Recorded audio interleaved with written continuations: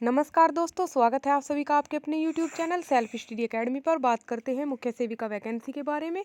तो जैसा कि आप सभी को पता है कि मुख्य सेविका वैकेंसी में कोर्ट केस चल रहा है और नॉर्मलाइजेशन को लेकर भी केस चल रहा है और पर्सन पर आपत्ति को लेकर भी केस चल रहा है। जैसा कि फर्स्ट शिफ्ट की अभ्यर्थियों ने किया है। उनका कहना है कि वो RTI का रिप्लाई लेकर आयोग गई थी, वहाँ पर उनकी बातों को नहीं माना गया और उसके बाद उन लोगों ने फिर कोर्ट में उस क्वेश्चन पर ऑब्जेक्शन कर दिया। तो अब आपको बता दें कि डॉक्यूमेंट वेरिफिकेशन चल ही रहा है। तो जो भी मुख्य सेविका अभ्यर्थी हैं जिन्होंने भी कोर्ट में आपत्ति की है, आयोग का कहना है कि कोर्ट आयोग में वो अभ्यर्थी नहीं आई और उनके पास कोई ऐसा प्रूफ नहीं है कि वो ये बता सके कि वो आयोग में गई थी। बाकी आयोग कोर्ट में अपना पक्ष रखेगा, आप लोग निश्चिंत रहे और वो समय से ही रखा जाएगा। और जिन भी अभ्यर्थी बहनों ने कोर्ट केस किया है पर्सन को लेकर, जो भी संतुष्ट नहीं है, वो भी जल्द ही इसके फेवर में अपना पक्ष रखेंगी। कहने का मतलब ये है कि वो भी जल्द ही अपने जितने भी साक्ष्य हैं उन लोगों के पास हैं वो भी कोर्ट में समय से देंगी।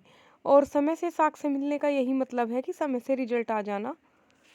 फरवरी में आपका DV कंप्लीट होने के बाद फरवरी लास्ट तक आप लोगों का रिजल्ट आने की पूरी संभावना है।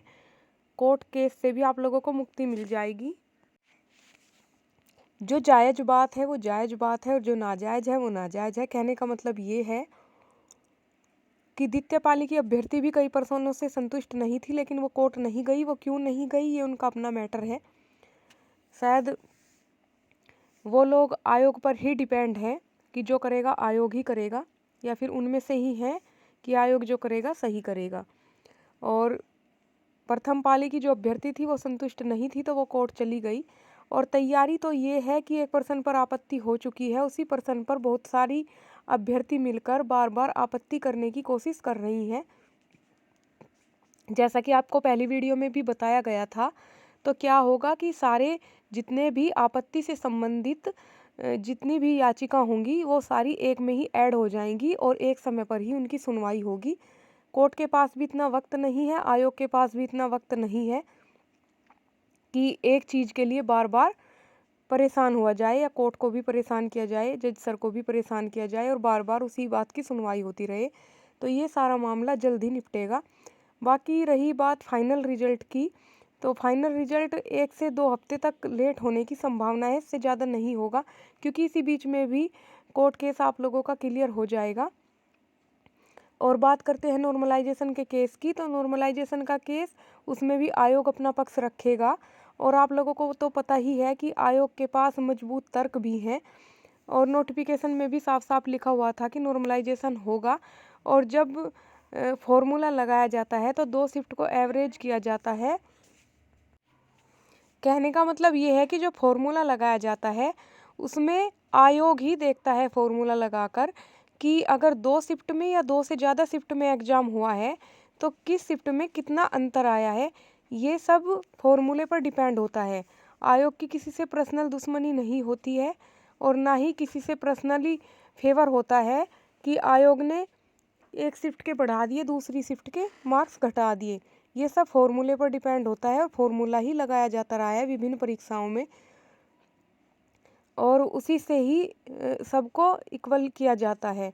आप खुद ही सोचिए कि अगर नॉर्मलाइजेशन नहीं होगा तो फिर एक ही शिफ्ट के अभ्यर्थी सेलेक्ट हो जाएंगे, वो कोई भी शिफ्ट हो, सेकंड हो या फर्स्ट हो, उसी के ही अभ्यर्थी सेलेक्ट हो जाएंगे और दूसरी शिफ्ट का तो नंबर ही नहीं आएगा।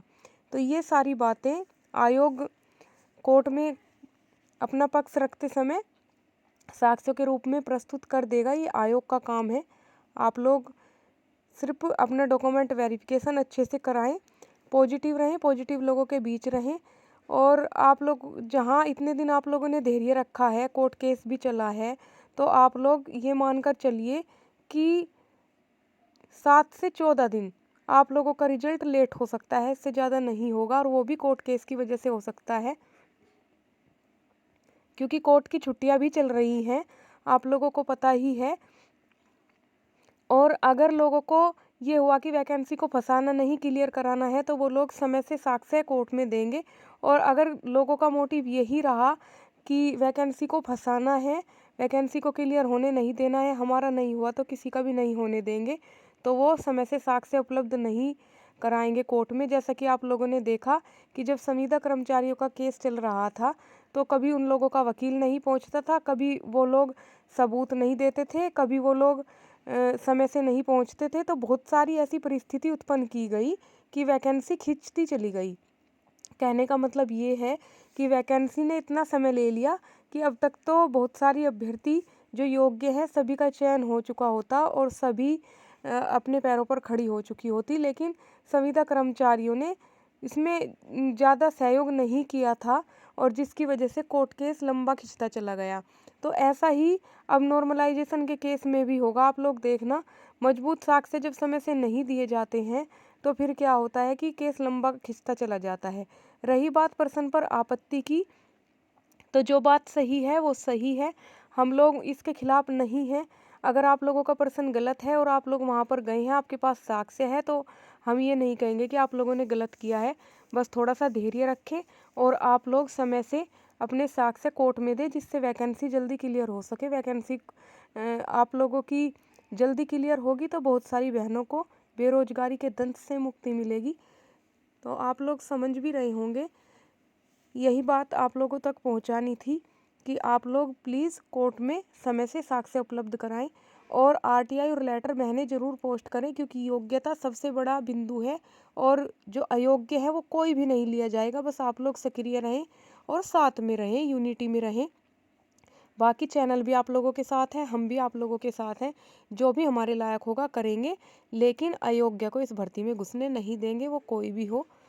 वीडियो को लाइक और शेयर कीजिएगा, चैनल को सब्सक्राइब कीजिएगा। धन्यवाद।